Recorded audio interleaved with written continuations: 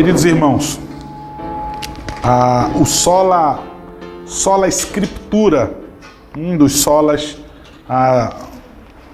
bem conhecido da teologia reformada, que eu não vou me deter falando sobre a história, sobre o surgimento dos 5 solas, mas dizer bem rápido a vocês, somente sendo suficiente a palavra de Deus, para que vocês não se prendam a sola Escritura e somente a Bíblia, somente a revelação especial de Deus. A Bíblia, ela é suficiente. O que eu quero falar hoje, dentro da suficiência das Escrituras, do somente a Escritura, é um dos aspectos fundamentais dela, necessário para a igreja, é entender a sua autoridade. A autoridade das Escrituras sobre a nossa vida, sobre a igreja. Entendam, todo mundo vai dizer, pastor, isso é comum, isso é óbvio, isso é o que deve existir em todos os lugares. Deixa eu dar só uma pincelada rápida. Nós vamos olhar para o que motivou esses 5 solas, né? O que foi que motivou os reformadores, logo em seguida, o que foi que motivou os puritanos, para que eles pudessem combater o ensino maciço, né? O ensino tão contundente da Igreja Católica quanto essa questão do lugar da Escritura na igreja e na vida do povo. Veja, bem simples, ainda hoje é assim. A Igreja Católica Romana, sem que a gente possa se deter, né, e diga assim, estão falando lá, estão só atacando a Igreja Católica. Não é isso. Eu estou falando o que é verdade e é o que está escrito sobre a doutrina. A Igreja Católica ainda que afirma que a palavra, a Bíblia é a palavra de Deus, a palavra do padre, a palavra do sacerdote, principalmente do Papa, ela também tem autoridade tanto quanto as Escrituras Sagradas. Então, a tradição da igreja também é uma segunda fonte também de autoridade para a igreja. Então, na igreja romana, nós temos a palavra do padre, a palavra dos sacerdotes, a palavra do Papa, que ela é a voz de Deus. Se o que eles falarem é como se Deus estivesse falando. Diferentemente da doutrina reformada, que vai dizer assim, quando um pastor, um ministro da palavra, ele prega expositivamente a palavra, quando ele prega assim diz o Senhor, aí é a palavra sendo pregada, ali é a palavra. Mas se ele estiver expondo a palavra com fidelidade. Mas vejam, bem diferente da igreja romana, tradição, o que é tradição, pastor? Aquilo que vem sendo ensinado pela igreja é um costume, que me perdoem, mas eu tenho visto isso nas igrejas históricas ainda hoje. Eu converso com algum presbiteriano, inclusive, e ele vai dizer assim para mim, não, mas nós sempre fizemos assim. Mas é porque a minha família, eu venho de uma família que é dessa denominação e daquela denominação, e nós sempre cremos assim. Mas espera aí, você não está se importando com o que a Bíblia diz? Não, eu sei que tem uns versículos, eu sei que tem um estudo, eu sei como vocês pensam, mas eu não quero me deter a isso. Já tem muitos anos que minha família serve desse jeito, que crê desse jeito, e eu não quero mudar, não sou eu que vou mudar. Então, muitas vezes, nessa questão da tradição, a igreja evangélica está bem parecida. Então, por isso que eu digo, eu não quero me deter falando mal do catolicismo romano, vamos olhar para dentro de nós, vamos olhar para o nosso celeiro, vamos olhar para o nosso aprisco. Então, veja, tradição e a voz do sacerdote é autoritativa tanto quanto a Bíblia. E aí nós já podemos rejeitar e dizer anátema. Nós já podemos dizer anátema e dizer isso é uma maldição, maldito. Todo aquele que diz que sua voz, né, ou aquele que, no engano, diz, deixa, nós estamos acostumados a fazer desse jeito, né? Se bem que na igreja romana é séculos de tradição, é assim que a igreja fez e nós não vamos mudar.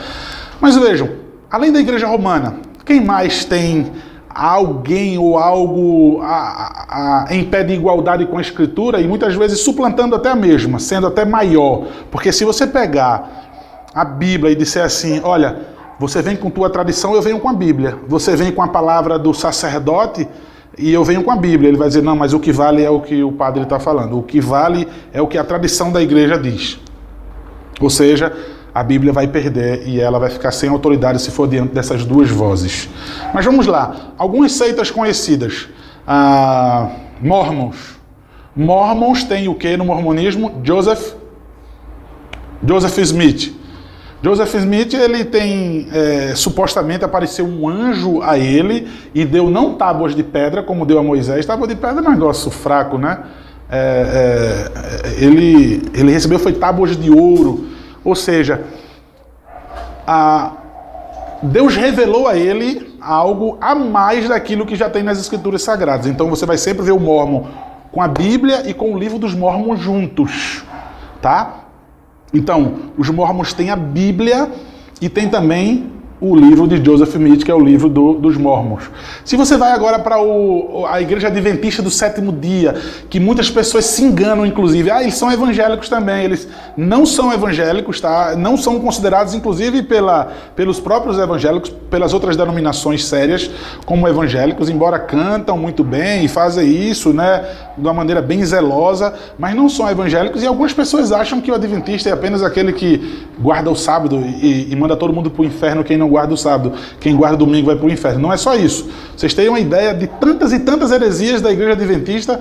Jesus Cristo ainda não expiou os nossos pecados.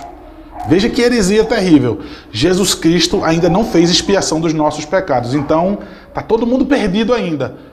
E de outras várias, e são muitas as heresias dessa igreja. Mas, ou seja, eles têm uma mulher chamada Ellen White, que eu entrei no site oficial da igreja, está lá na doutrina da Igreja Adventista. A palavra de Ellen White é autoritativa quanto às Escrituras Sagradas. O que Ellen White escreveu, o que ela disse, está em igualdade com a Escritura Sagrada. Veja, vai ouvindo e dizendo, então a Bíblia não é suficiente, não é só a Escritura, porque se tem a tradição, tem a palavra de um sacerdote, se tem o livro de Joseph Smith, se tem os escritos de Ellen White, aí você vai para outra seita, Testemunha de Jeová, né? E entre outras que você vai ver, a palavra de Deus, ela não é autoritativa, de fato ela é apenas um adorno, ela é apenas um símbolo que ela é colocada junto com a Escritura Sagrada, que inclusive, que se for comparada, se for confrontada, a Bíblia vai perder e vai ficar do lado. Mas vamos lá, vamos sair das seitas, vamos falar da igreja evangélica.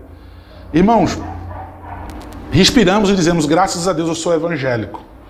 Mas será que a igreja evangélica brasileira, ela tem vivido o sola Escritura?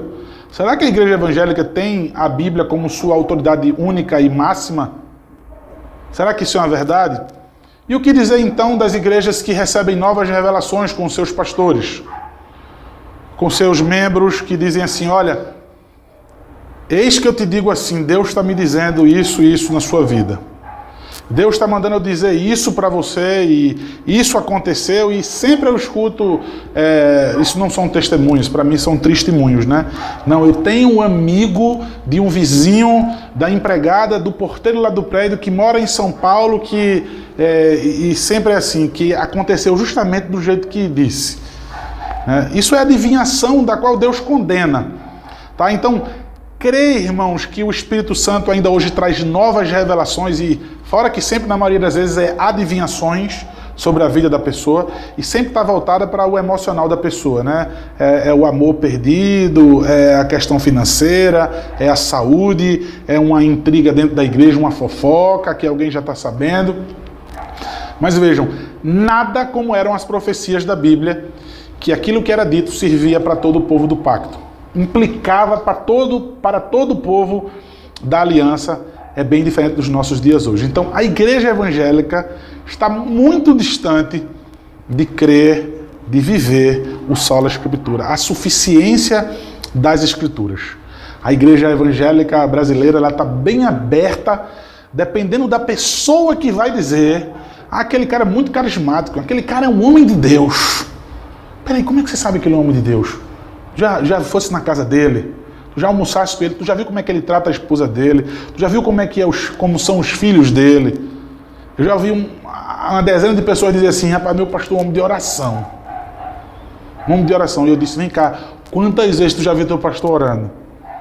Nenhuma. Mas por quê? Porque eu sei que ele é um homem de oração. Não, você sabe por quem, rapaz? Você já viu. Se esse homem que é tido como oração, inclusive ninguém nunca vê ele orando, ele abre a boca para falar algo que vai além das escrituras sagradas, que inclusive vai de encontro, de fato esse homem será bem recebido, infelizmente. E aí, irmãos, está a resposta do porquê hoje da igreja evangélica está desse jeito, envergonhando cada vez mais o nome do nosso Senhor. Como eu sempre digo, isso já é bem meu mesmo, o censo de igreja evangélica sobre evangélicos no Brasil cresce cada vez mais. Mas o Brasil ainda não é um lugar melhor de se viver. Veja, cresce o número de evangélicos em Santana do Ipanema, cada vez mais abre igreja evangélica.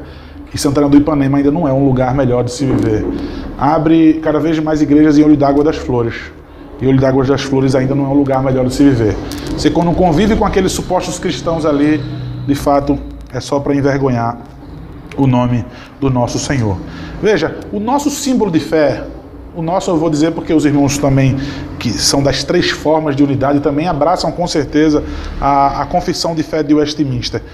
No primeiro capítulo que vai falar sobre a Escritura Sagrada, nos 3 primeiros parágrafos, vai falar sobre essa doutrina, sobre a suficiência da Escritura Sagrada, sobre a sua autoridade, mas no 4º parágrafo, especificamente, nós vamos ver ela falando sobre o fundamento e a autoridade das Escrituras Sagradas. Eu queria que você prestasse bem atenção o que é que um símbolo de fé, o que é que um documento doutrinário de fé tão antigo como o de Westminster diz coisas tão maravilhosas, pertinentes para os nossos dias hoje. Diz assim: a autoridade da Escritura Sagrada, a razão pela qual deve ser crida e obedecida, não depende do testemunho de qualquer homem ou igreja, mas depende somente de Deus, a mesma verdade, que é o seu autor, então tem, portanto, de ser recebida, porque é a palavra de Deus. Vou repetir, irmãos, a autoridade da Escritura Sagrada, razão pela qual ela deve ser crida e obedecida, não depende do testemunho de qualquer homem da igreja, mas depende somente de Deus. Veja, por que eu devo acreditar na Bíblia? Veja, porque ela é a palavra de Deus. Aí quem foi que disse que ela é a palavra de Deus? Quem foi que autorizou que a Bíblia é a palavra de Deus? Porque o meu pastor disse, porque tal pastor de tal denominação disse. Vejam só, os homens eles devem crer, apenas reconhecer ela como a palavra de Deus. A Bíblia ela não precisa de ninguém que a autorize, de ninguém que carimbe e diga assim, olha, a partir de agora podemos crer nesse livro porque ela é a palavra de Deus. Nós devemos crer simplesmente por isso. Crer e receber, ela é a palavra de Deus. No 5º parágrafo, ou seja, ela é independente da tradição oral ou de qualquer afirmação de sacerdotes ou de qualquer pessoa que veio, ou um anjo, ou qualquer outra revelação. Mas o 5º parágrafo da confissão de fé, do capítulo 1, vai abordar as questões da certeza e da convicção pessoal nas Escrituras Sagradas. Diz assim: pelo testemunho da igreja, podemos ser movidos e incitados a um alto e reverente apreço pela Sagrada Escritura. A suprema excelência do seu conteúdo, a eficácia de sua doutrina, a majestade do seu estilo, a harmonia de todas as suas partes, o escopo do seu todo, que é dar a Deus toda a glória, a plena revelação que faz do único meio de salvar-se o homem, as suas muitas outras excelências incomparáveis e completa perfeição, são argumentos pelos quais abundantemente se evidencia ser ela a palavra de Deus. Contudo, a nossa plena persuasão e certeza da sua infalível verdade e divina autoridade provém da operação interna do Espírito Santo, pela palavra e com a palavra testifica em nossos corações. Ou seja, tinha muita coisa para ser dita, eu sei que não vai ter tempo para se falar sobre isso, mas se eu quero certeza absoluta de que a Bíblia é a palavra de Deus, veja, se você for conversar com aquele rapaz que se diz ateu na faculdade, me prove, eu não perco tempo. Eu não perco tempo. Eu falo do evangelho se ele quiser. Eu não estou falando da pessoa ser apologeta, não. Deve sim. Se um cara desse quer ouvir mesmo, eu vou investir todo o meu tempo nele para pregar para ele, porque eu sei que ele precisa. Mas se ele apenas com deboche, ele está apenas querendo ridicularizar a palavra de Deus, eu não perco o meu tempo. Eu não jogo pérolas aos porcos. Veja, é uma convicção interna. A palavra de Deus fala do meu coração. O Espírito Santo move e eu passo a crer. Veja, eu creio que a Bíblia é a palavra de Deus. Muita gente vai crer em Joseph Smith, muita gente vai crer em Ellen White, muita gente vai crer no Buda, muita gente vai crer em Allan Kardec, muita gente vai crer em Valdomiro Santiago, e muitas pessoas vão crer em R.R. Soares, enfim, em outras pessoas, ou no Padre. Nós cremos na palavra de Deus. Independente do meu pastor, eu creio na palavra de Deus. Se meu pastor apostatar, se meu pastor desistir do evangelho, se meu pastor por acaso foi embora, eu creio e eu estou firme na palavra de Deus. Veja, o 10º e último parágrafo vai falar assim, sobre as Escrituras Sagradas, sobre ser essa voz do Espírito Santo, sobre ser a palavra final para toda e qualquer questão religiosa, para toda e qualquer discussão que nós possamos ter, reconhecendo ela como sendo um supremo tribunal de recursos em matéria de fé e de prática. Olha o que diz a nossa confissão. O juiz supremo, veja do que ela é chamada. O juiz supremo, pelo qual todas as controvérsias religiosas têm de ser determinadas e por quem serão examinados todos os decretos de concílios, todas as opiniões dos antigos escritores, todas as doutrinas de homens e opiniões particulares. O juiz supremo, em cuja sentença nos devemos firmar, não pode ser outro senão o Espírito Santo falando através de quem? Da Escritura Sagrada. É bom que a gente entenda. O Espírito Santo falando através de quem? Daquele irmãozinho piedoso, daquela irmã? Não, através da Escritura Sagrada. Irmãos, vejam, nós temos então a definição. Nós temos a definição do que significa essa autoridade para as nossas vidas. Veja, a manifestação de Deus graciosamente em favor do seu povo, em nos dar a sua palavra revelada, em mover em nossos corações pelo Espírito Santo. Nós temos essa preciosidade. Esses escritos divinamente inspirados, verídicos em todas as suas afirmativas. Agora alguém vai dizer, pastor, nessa definição, nesse conceito do sola Escritura, da autoridade da Escritura única sobre a vida da igreja, sobre a vida do povo, significa que Deus não se revelou de outra maneira na Bíblia Sagrada? Nós sabemos que não. Deus se revelou. Tá? Deus se revelou. A Bíblia não é o único instrumento da revelação divina.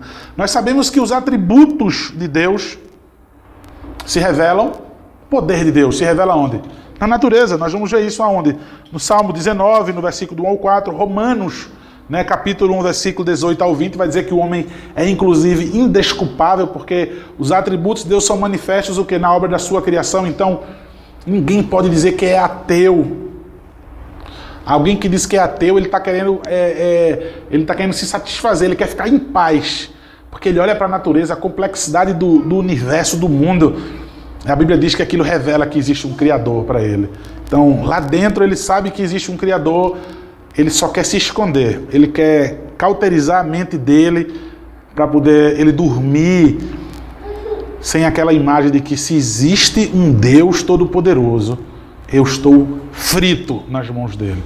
Eu estou perdido. Então, por isso que ele fica dizendo, eu sou ateu, não acredito em nada. Vocês podem ver que um ateu ele quer estar sempre dando razão o tempo todo do porque ele é ateu. Eu sou ateu e ele quer tentar te convencer. Na verdade, ele não quer te convencer, não. Ele está querendo convencer a ele mesmo. Ele nunca chegou a ser convencido. Mas veja, irmãos, uma lei também foi colocada em nossa consciência. Lá em Romanos capítulo 2, versículo 14 e 15. Vamos abrir nossas Bíblias? Romanos capítulo 12, capítulo 2, me perdoe, irmãos. Romanos capítulo 2, versículo 14 e o versículo 15. Quando, pois, os gentios que não têm lei procedem por natureza de conformidade com a lei, não tendo lei, servem eles de leis para si mesmo. Veja, se não tem lei, como é que eles agem de conformidade com a lei? Por que eles não roubam? Né? Por que um índio que não tem lei na sua tribo, ele não entra na toca lá do outro índio para roubar a caça do outro índio, para mexer com a mulher do outro índio? Porque ele sabe que se ele mexer, ele vai ter uma punição para aquilo. Ele sabe qual é o salário de alguém que vai pecar. Ele vai morrer. Então assim, ele tem lei? Não, nós não temos lei não. E como é que vocês vivem de conformidade com a lei? Vocês são lei para você mesmo. E o versículo 15 vai dizer: esses mostram a norma da lei gravada no seu coração, testemunhando-lhes também a consciência e os seus pensamentos mutuamente, acusando-se ou defendendo-se. Ou seja, eles têm a lei gravada no coração dele. Ainda que a Bíblia seja a nossa autoridade suprema, Deus também se revelou dessas maneiras também ao seu povo. Essa consciência chamada pelos puritanos de uma embaixadora de Deus em nossa alma. O pastor Paulo Anglada, que é o que vai falar muito sobre... O pastor Paulo Anglada deixou um conteúdo maravilhoso para a gente, irmãos, antes de partir. Ele vai falar... e tinha tanta coisa que eu peguei dele sobre a autoridade, né, suprema das Escrituras Sagradas, mas ele vai dizer que é uma espiã de Deus em nossos corações, essa revelação de Deus no coração do homem. Deus também se revela através de Jesus Cristo encarnado. Nós vemos isso em João capítulo 14, versículo 19, Colossenses capítulo 1, versículo 15 e Colossenses 3, 9. Dessa maneira também o Senhor se revelou ao seu povo. Irmãos, veja, também o Dr. Paulo Anglada, ele vai dizer que a Bíblia, eu achei isso fantástico dele, sobre essa questão da autoridade das Escrituras. A base bíblica na nossa doutrina, da doutrina reformada, sobre a autoridade das Escrituras, ela é tanto inferencial quanto direta. Até mesmo a confissão de fé, ela vai nos dizer que nós podemos deduzir logicamente as coisas da Bíblia, as nossas respostas, ou nós podemos inferir dela. Tem coisas na Bíblia que não são claras, mas nós podemos inferir dela. Um exemplo, quando alguém chega para mim e diz assim: vocês batizam crianças? Que absurdo, rapaz! É um absurdo batizar crianças. E eu já disse assim uma vez, tinha uma mulher chorando na igreja, que ela ia batizar o filho dela, e a família dela evangélica estava atacando ela porque ela ia batizar o bebezinho dela. E eu disse assim: não tem mais argumento. Não, eu tento explicar tudo biblicamente, eles não querem saber. Eu digo: manda eles chamarem o conselho tutelar, porque vai derramar um pouquinho d'água. O pessoal começou a rir. Eu digo: rapaz, já responde assim, chama o conselho tutelar. Vai ser lá na igreja Castelo Forte, tal hora, de tal dia, o pastor vai pegar um pouquinho de água e vai botar na cabeça do infante, do bebê. Essa maldade que vai acabar vai destruir com a família.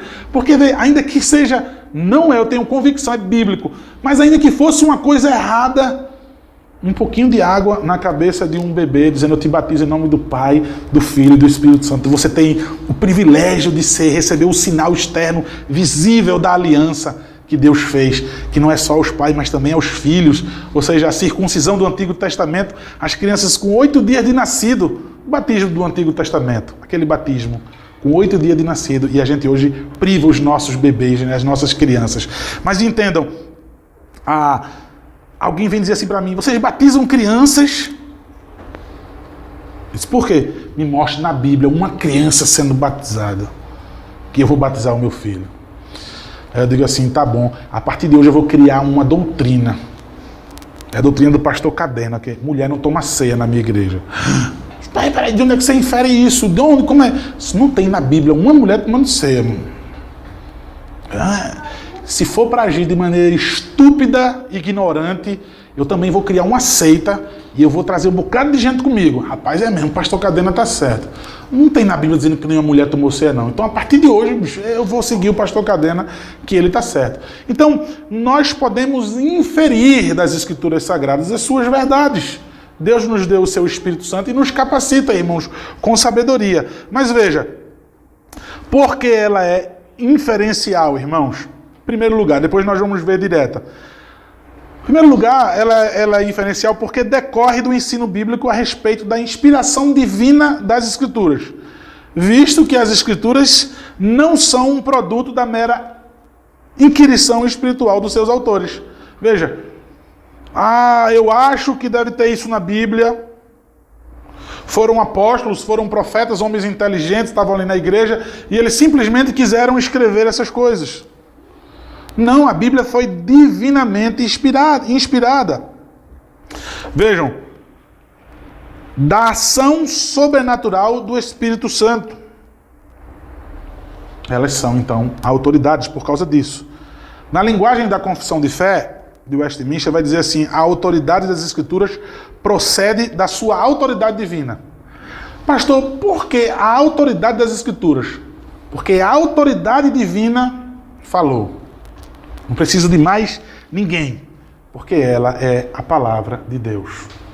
A maior autoridade das nossas vidas, nosso Deus Todo-Poderoso, o Senhor absoluto sobre tudo e todos, revelou a sua palavra, inspirou a sua palavra.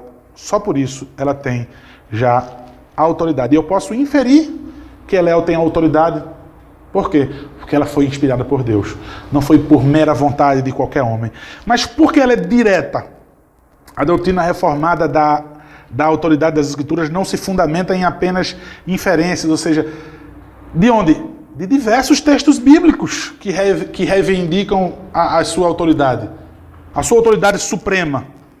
Vamos ver alguns textos bíblicos. Hebreus capítulo 3, versículo 7. Hebreus capítulo 3.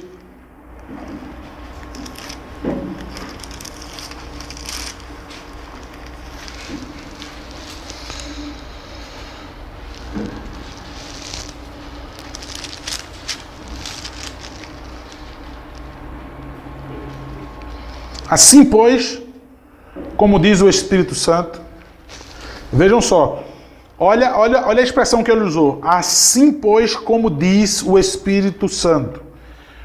Ele não diz assim, eu estou falando, ainda que ele esteja sendo o autor de Hebreus, inspirado pelo próprio Deus, olha a quem ele atribui a palavra.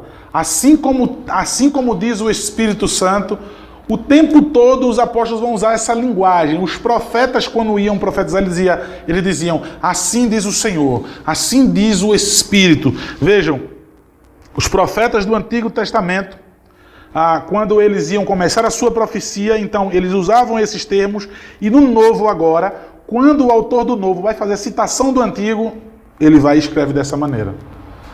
Hebreus do Novo Testamento. Agora o autor de Hebreus, quando vai citar o Antigo Testamento, está escrito, não endurecereis o vosso coração como foi na provação no dia da tentação. Quando ele vai pegar um texto do Antigo Testamento, quando um apóstolo, certamente foi um apóstolo que escreveu a carta aos Hebreus, vai citar algum texto do Antigo Testamento, assim diz o Espírito Santo. Veja que maravilha, irmãos. A autoridade apostólica também evidencia na sua linguagem a autoridade da Escritura. O apóstolo Paulo ele dava graças a Deus pelo fato de quando alguma igreja, e especialmente aos Tessalonicenses, como está lá registrado no capítulo 1, versículo 1 Tessalonicenses capítulo 2, versículo 13, porque os irmãos tenham recebido a palavra, ele diz assim, veja como ele descreve, porque vocês receberam a palavra não como palavra de homens, e sim como em verdade é a palavra de Deus, a qual com efeito está operando eficazmente em vós, os que credes. Veja, que ele inclusive no final falou algo do que eu já disse anteriormente. Como é que eu posso ter certeza? A ciência, os ateus querem combater e dizer que não é a palavra de Deus. Veja, ela tem operado eficazmente em mim. Ela transformou a minha vida. Ela transformou o meu casamento, a minha família por completo. Eu era um vil pecador e o Senhor, em sua graça, me libertou das amarras do diabo. Eu sou nova criatura em Cristo Jesus. Então vejam, ainda no final ele colocou isso. Está operando eficazmente em nós, em vocês, os que creem. Vejam, mas antes ele disse, vocês estão recebendo essa palavra, não como palavra de homens, e sim como em verdade é a palavra do próprio Deus. Queridos, em quantos lugares nós podemos dizer que a palavra que está sendo pregada de fato, que vocês inclusive recebem, da que vocês dizem amém, da qual vocês emprestam o ouvido de vocês, vocês podem dizer assim, não, isso é a palavra de Deus. Isso é a palavra de Deus. Muitas vezes é só emocionalismo, muitas vezes é só piada, muitas vezes é só historinhas aqui, novelas, né, e contos. O apóstolo Paulo aos irmãos de Tessalônica disse, vocês estão recebendo como de fato é essa palavra. É de fato a palavra de Deus. Então, irmãos, com que autoridade o apóstolo Paulo tinha para exortar os Gálatas quando eles supostamente estavam passando, como diz em Gálatas capítulo 1, versículo 6 ao 10, admiro que vocês estão passando para outro evangelho que não é outro, senão alguns que vos perturbam e querem perverter o evangelho. E aí o apóstolo Paulo coloca como anátema, ainda que um anjo vindo do céu, né, ou eu mesmo, né, venha, com minha autoridade apostólica, vim trazendo coisas além dessa que já temos pregado, seja maldito. Com que autoridade o apóstolo Paulo ele fez isso? Ele exortou os Gálatas. A resposta para isso é, ele sabia que o evangelho que ele estava anunciando não era segundo o homem, não era segundo ele. No versículo 8 ao 12 de Gálatas capítulo 1, é o que ele vai dizer, olha, eu não aprendi isso de homem algum, mas mediante a revelação do próprio Senhor Jesus Cristo. Vocês lembram no momento da ceia, 1 Coríntios capítulo 11, versículo 13? Porque eu recebi do Senhor, assim como recebi do Senhor também vos entreguei. A gente sabe que o apóstolo Paulo, ele diz, eu fui como um achado fora de tempo.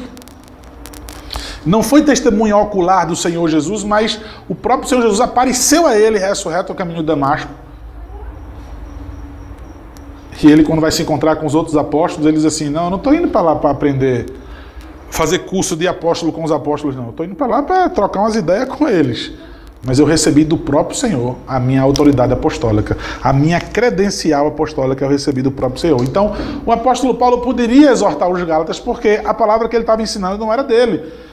Ou seja, o apóstolo Paulo está dizendo, vocês me respeitem, escutem a minha palavra. Vocês são desobedientes. Não, é a palavra de Cristo da qual ele estava querendo. O próprio Senhor Jesus Cristo, irmãos.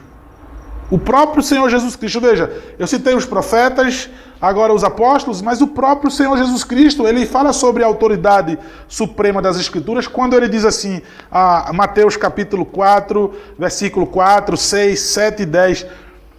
Veja, está escrito. Quando Jesus Cristo estava no meio de uma controvérsia para explicar, ele dizia, assim está escrito, pois está escrito, está escrito. E quando ele foi afirmar explicitamente a autoridade das Escrituras, lá em João capítulo 10, versículo 35, ele disse, a Escritura, ela não pode falhar. A Bíblia, ela não pode falhar. Então, o próprio Senhor Jesus Cristo, ele atesta a autoridade suprema das Escrituras.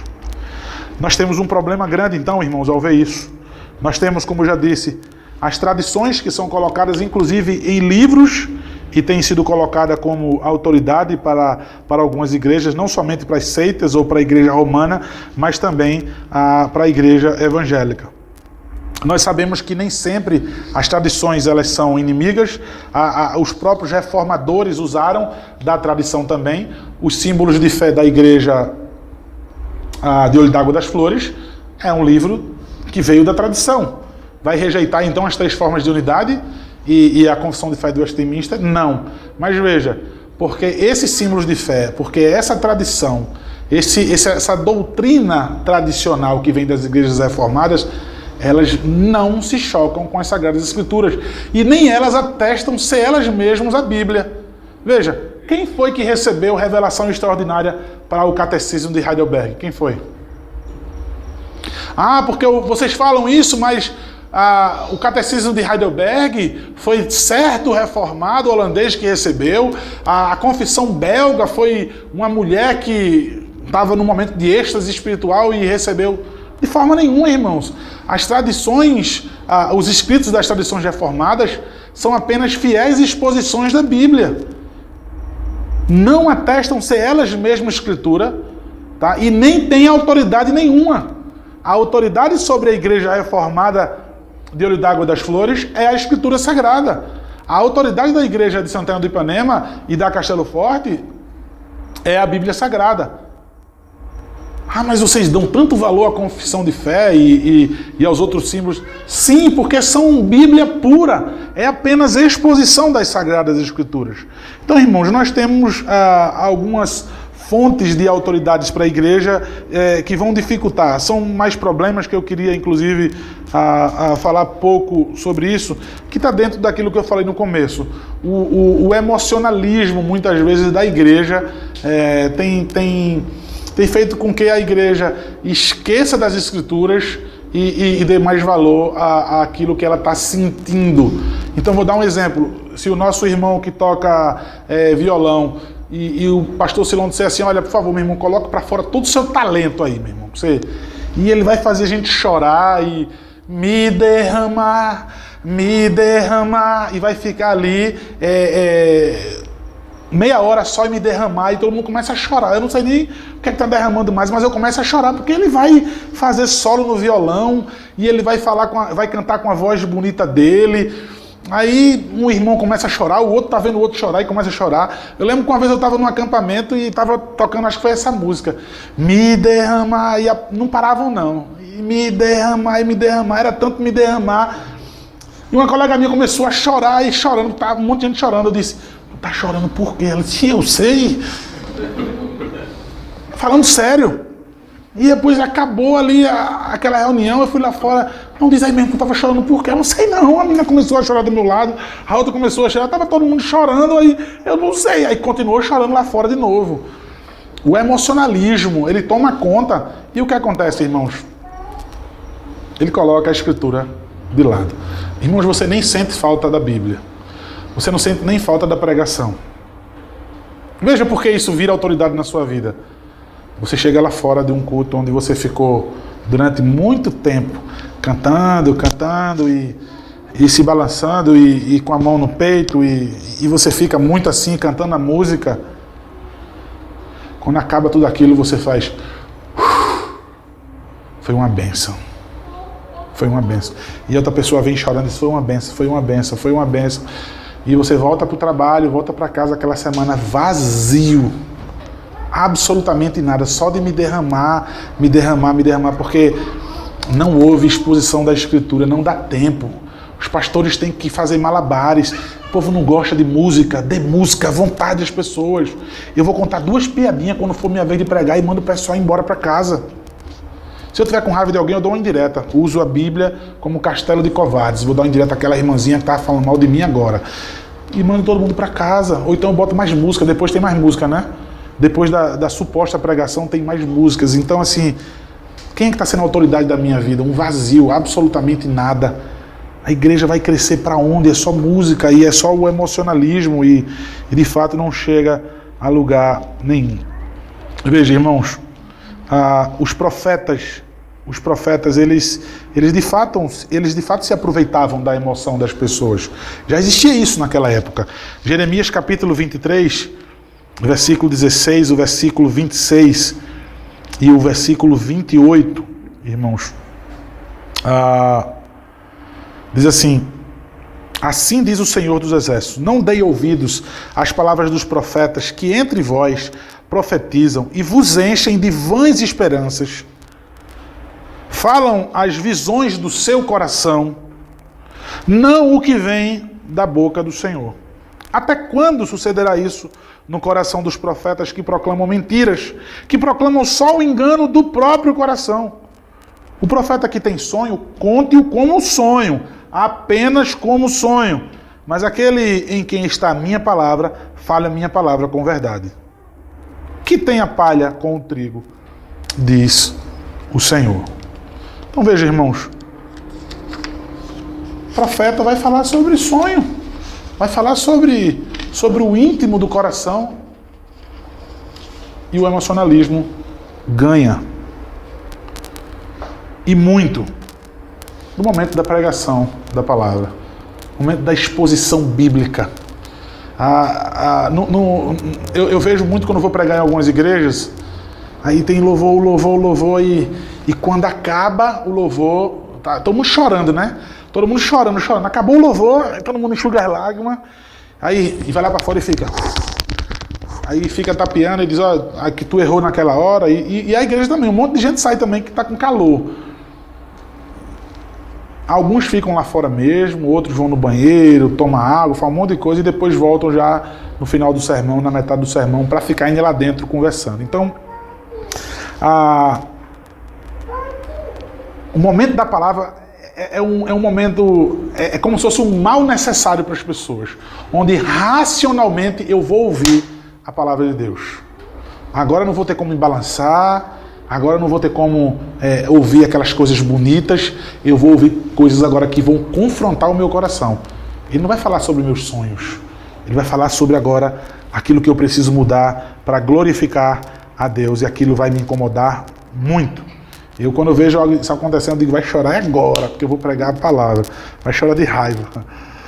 Veja, irmãos, o apóstolo Paulo enfrentou séculos depois o mesmo problema que os profetas.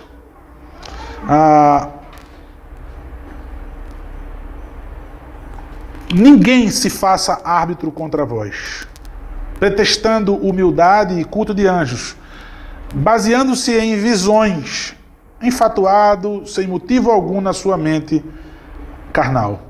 Veja, mais uma vez, ele mesmo foi instrumento de revelações espirituais verdadeiras. Veja, inspirado ele foi para escrever a Bíblia, as suas cartas canônicas. O apóstolo Paulo, nessa condição, ele sabia muito bem o que eram os sonhos, o que eram visões, o que eram revelações, o que era um arrebatamento. Mas mesmo assim, ele advertiu os irmãos da igreja de Colossos. Colossenses capítulo 2, versículo 18.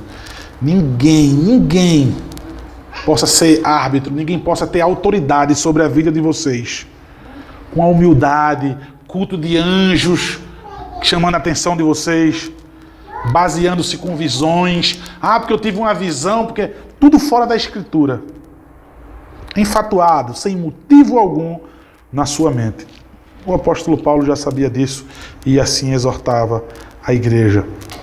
O próprio Senhor Jesus Cristo advertiu e muito, irmãos, acerca dos falsos profetas.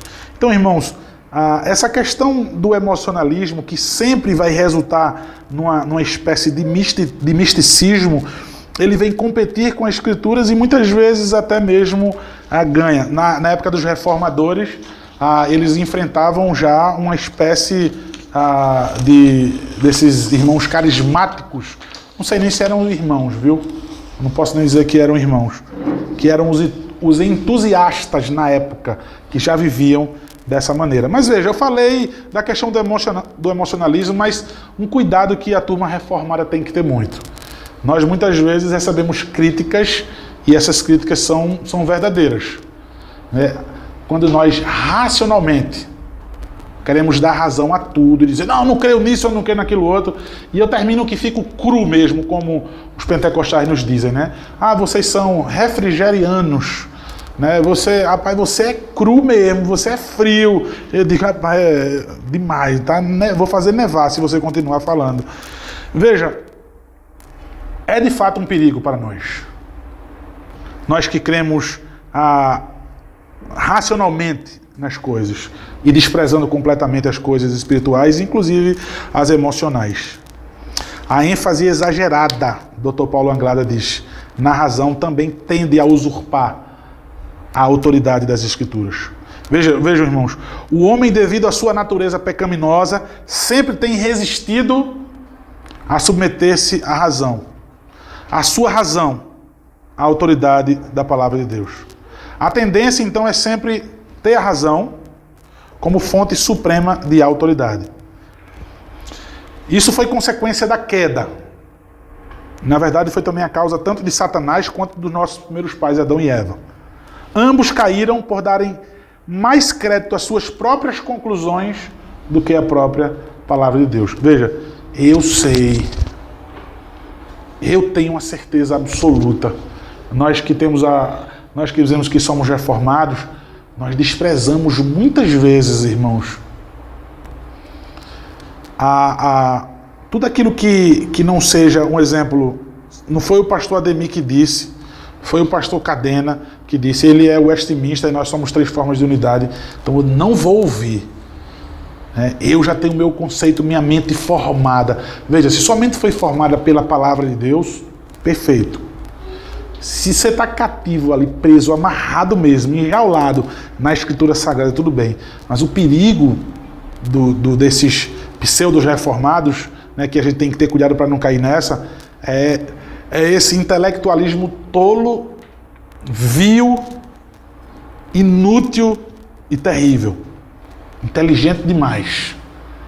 Não aprendo mais nada. E termina que cai em uma soberba terrível e pecam. E perdem muito, porque estão no erro. Então vejam, tanto Satanás como Adão e Eva caíram porque deram créditos às suas próprias conclusões do que a palavra de Deus. Então veja, a soberba mental, a altivez intelectual tem sempre nos inclinado a minar a autoridade das Escrituras. Sempre. Meu irmão, a Bíblia está dizendo assim, eu não entendo desse jeito não. Não é porque eu penso assim, eu fiz uma exegese, porque tal teólogo diz assim, e tal teólogo diz assado, e termina que você diz assim, já tenho minha opinião formada quanto a isso. E de fato nós pecamos. Nós, como seres humanos, nós temos que reconhecer de Deus. Nós precisamos, em tudo, glorificar a Deus. Quem é que nos capacita a isso? Vejam só, quem é que nos dá o conhecimento de Deus? Quem é que nos dá a capacidade de glorificar a Deus? Olha o que Paulo diz em Romanos capítulo 1, versículo 18. Por causa desse intelectualismo demais, por causa dessa sabedoria demais, dessa racionalidade demais, fora das Escrituras, tá?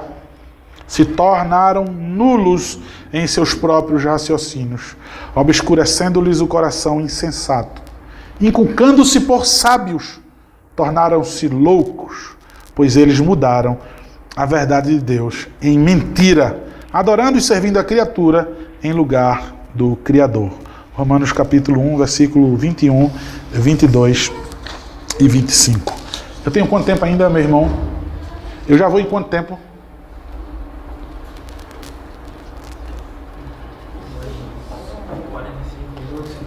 Vamos correr para encerrar, então.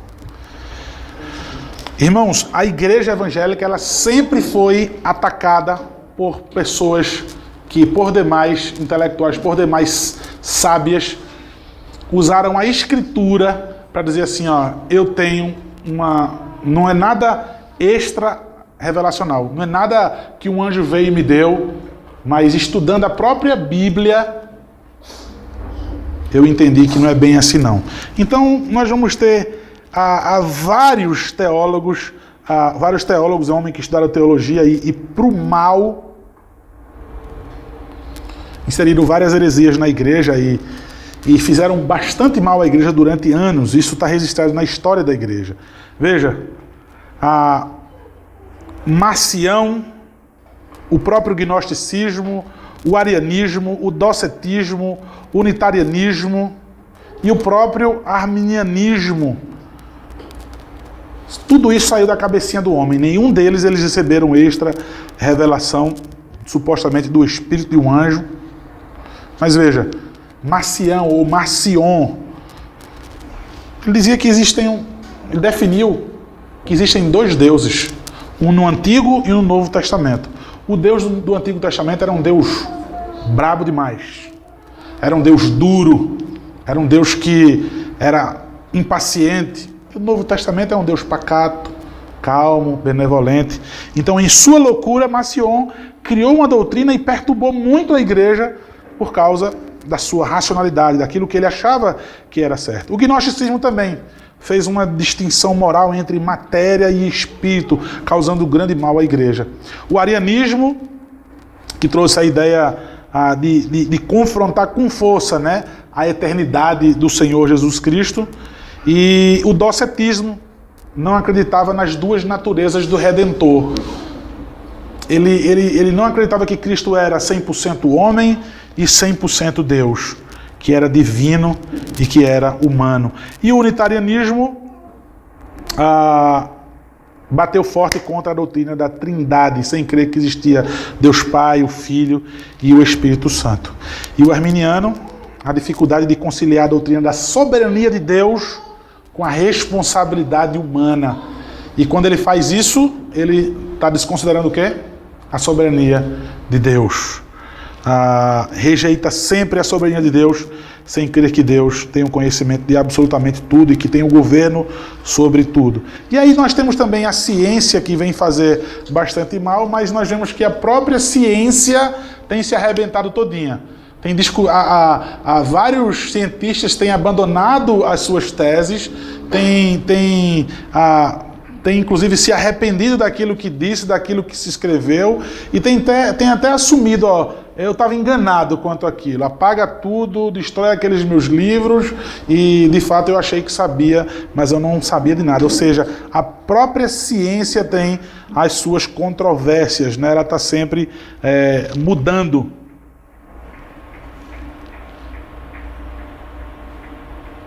A própria ciência ela tem rejeitado alguns fatos científicos do passado.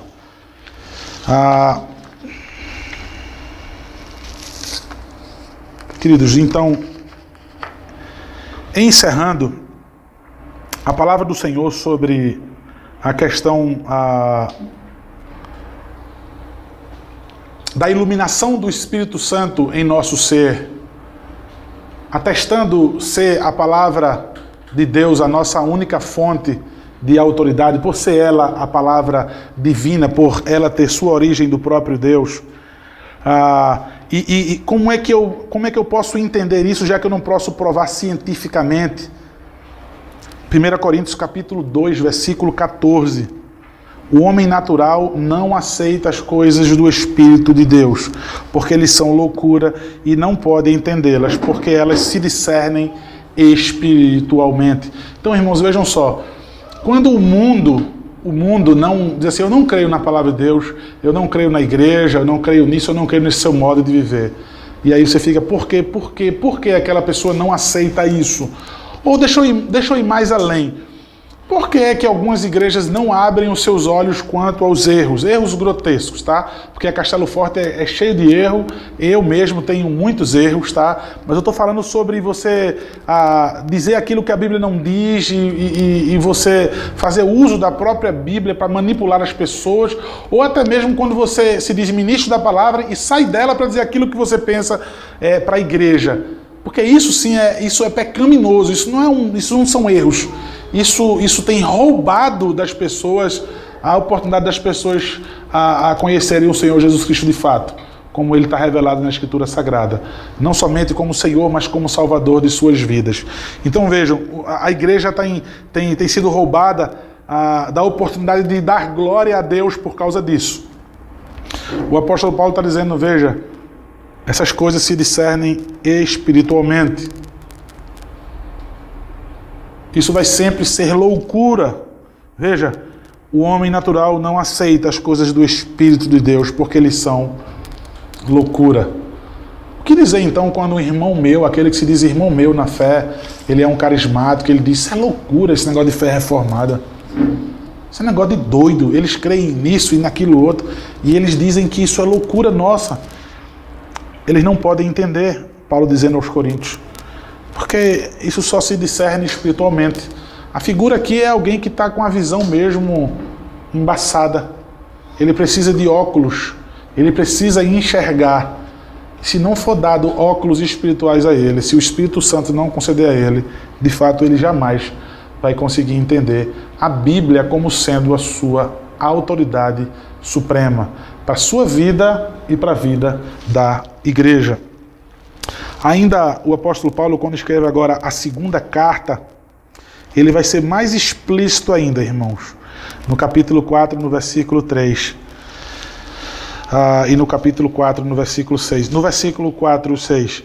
Se o nosso evangelho ainda está encoberto, é para os que se perdem que está encoberto, nos quais o Deus desse século cegou o entendimento dos incrédulos, para que lhes não resplandeça a luz do Evangelho da glória de Cristo, o qual é a imagem de Deus. Porque Deus que disse, de trevas resplandecerá a luz, Ele mesmo resplandeceu em nossos corações para iluminação do conhecimento da glória de Deus na face de Cristo. Então, irmãos, de fato é cegueira. Esse Evangelho ainda está encoberto. Se de fato ele ainda está encoberto, é porque Deus, em sua soberania, não abriu os nossos olhos. Por quê, irmãos? Porque algumas pessoas, em nome do tradicionalismo, em nome da bandeira denominacional, em nome de apegos com familiares, veja, eu fico vendo homens e mulheres, os jovens, desonram sua família em tudo. Os jovens não respeitam mais os seus pais. Os maridos não respeitam, não honram suas esposas. Mas eles, não é porque é a igreja de papai, eu vou para a igreja de papai, eu vou para aquela igreja porque é a igreja da minha mãe, é a igreja da minha esposa, por isso que eu vou, eu não concordo. É separado em tudo, em casa ninguém nem se fala. Mas não, eu sou daquela igreja porque minha família é de lá. Veja, na coisa principal da sua vida que precisava de uma mudança radical. É um seguro de vida, você vai investir na sua vida. Não, eu vou ficar naquela igreja porque é tradição já. Porque meus amigos estão ali.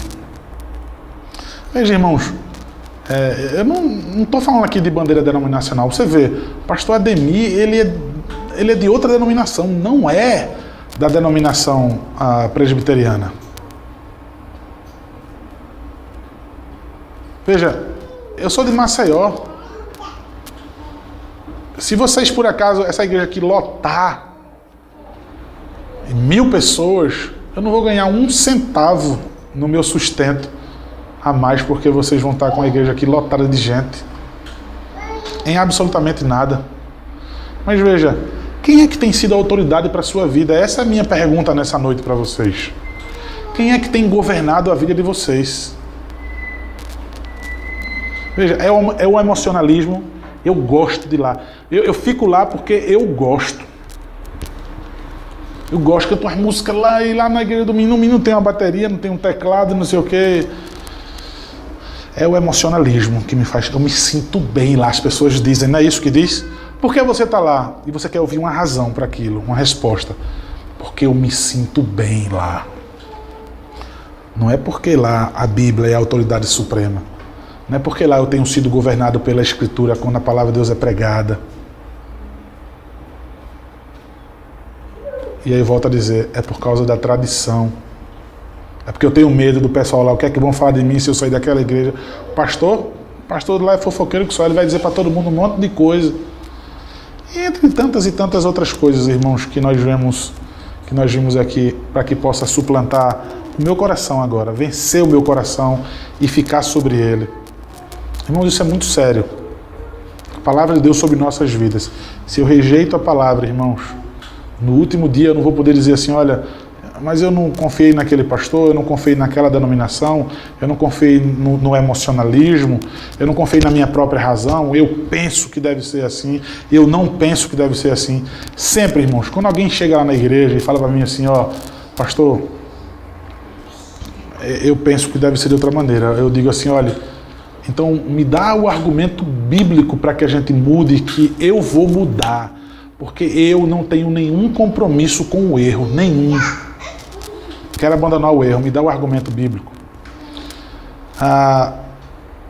Um dos meus irmãos chegou para mim e falou assim, rapaz, eu estou saindo da igreja, porque essa igreja canta, porque acabou o louvor da igreja. Nosso louvor, ele disse, Aí eu disse, rapaz, deixa eu pedir uma coisa a você. Quando você vier falar comigo alguma coisa sobre igreja, sobre culto, vem falar comigo biblicamente, por favor, porque veja, eu sou o pastor, eu estou à frente da igreja, sou ministro da palavra e dos sacramentos. Aí se tu vem falar as coisas comigo, tem que falar com base bíblica, por favor. Eu digo isso inclusive para qualquer pessoa. Vem falar comigo com base bíblica, porque se tu falar sobre o teu gosto, os teus caprichos, eu vou dizer, então vá para alguma igreja, pegue e pague. Porque aqui não tem, aqui ninguém faz o meu gosto. Nessa igreja a gente não faz o que eu quero. A autoridade aqui são as sagradas letras, é a Bíblia Sagrada, é a voz de Deus. E aí ele veio mesmo com o texto bíblico. Ele procurou outro dia e veio. Está aqui o texto bíblico. E ele veio disso aqui, aí leu. No meio dos louvores Deus habita. Ele nem leu, na verdade, né? Ele pegou um pedaço da música e disse, a Bíblia diz que no meio dos louvores Deus habita? E eu disse, rapaz, eu não estou acreditando. Ele está dizendo que aquilo ali no meio dos louvores Deus habita é quando a igreja está cantando as músicas. Quando a igreja está fazendo aquelas coisas. Aí, assim, eu vi naquele momento que a situação, irmão, estava pior. Pior do que eu imagino. Quando alguém não tem Bíblia. Quando alguém não tem Bíblia. Porque ele estava dizendo que os salmos não são... Os salmos e os hinos não são louvor, não. O louvor é aquilo que canta fazendo mímica, aquelas coisas animadinhas, né? Quando eu peço para alguém falar comigo, argumentar com Bíblia, né? E alguém chega desse jeito, porque eu estou dando um exemplo, mas são vários exemplos. Irmãos, a minha preocupação é, e a sua vida? Como é que está a sua vida? Quem tem governado a tua vida? Mais uma vez, é a tua razão, o que você pensa que é certo? Cadê a sua base, a convicção disso tudo, né? É o se sentir bem? É o emocionalismo? É a tradição da família, ou sua mesmo? É uma bandeira denominacional? Eu quero que você pense nisso e responda. E o meu desejo é que Deus possa governar a sua vida através da sua palavra, na ação poderosa do Espírito Santo na sua vida. Amém? Vamos orar, queridos. Deus maravilhoso, louvado seja, Pai, para sempre o teu santo nome. Um assunto, Deus, tão sério, Pai, nós abordamos aqui.